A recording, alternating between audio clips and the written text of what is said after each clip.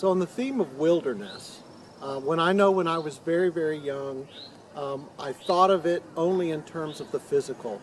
Jesus as out there in the wilds, there's desert, and the devil's tempting him. And as I got older, I realized, that there's complete mental aspects about wilderness.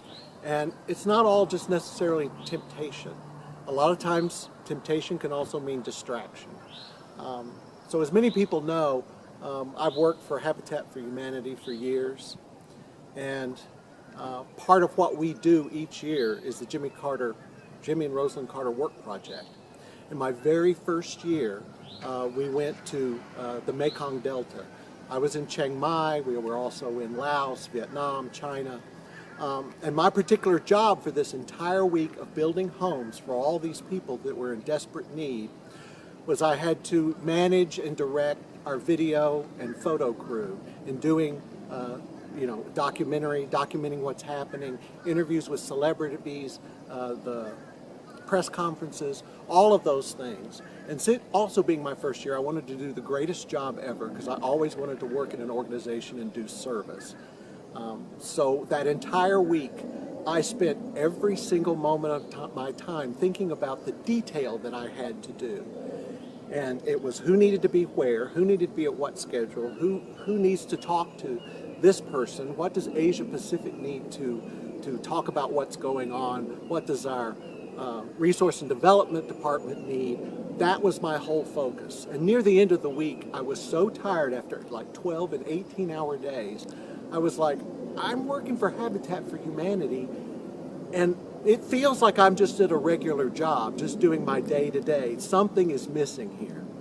And it was on the last day, the very last day, what happens at a Carter Work Project is you build houses all week, they're finished at the end of the week, and then a dedication happens.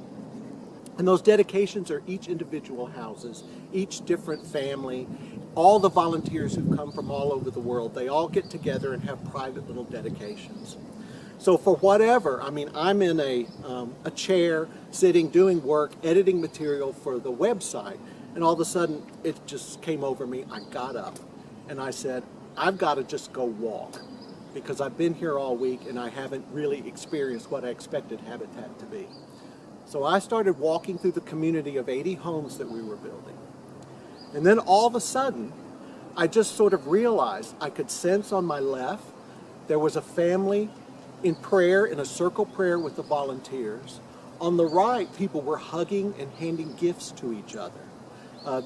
The Thai people were handing over gifts, and people from Romania, Australia, the United States, they were handing back gifts that they had brought from their countries. It was happening in front of me, it was happening behind me, it was happening all the way around. And suddenly I had this sense of, this is what it's all about.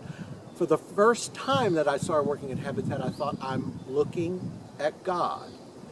And now when we sing at church and we think about, I want to see the brightness of God, I want to look at Jesus, clear sun of righteousness, shine on my path, and show me the way to the Father. I think about that moment at Habitat almost every time we sing that song, because to me, it's like if you get away from the distractions, if you stop and take a moment and just look around, you're going to see God's work at hand.